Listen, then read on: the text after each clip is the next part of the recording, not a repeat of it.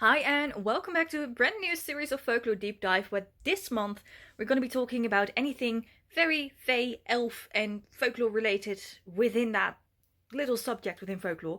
And I want to start off with a piece of folklore that comes out of Iceland because I think everyone that knows a little bit about folklore has heard about this.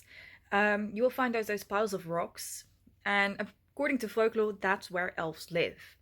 Now, I don't have to explain that disturbing a place where supernatural creatures live is, generally speaking, a very, very bad idea.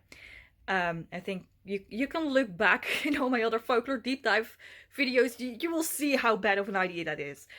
You don't want to do that. So people build around those rock piles to not disturb the elves, which is just a very nice thing to do.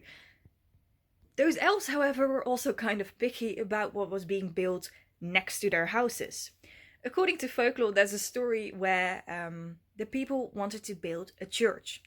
So they built it next to one of those elf houses.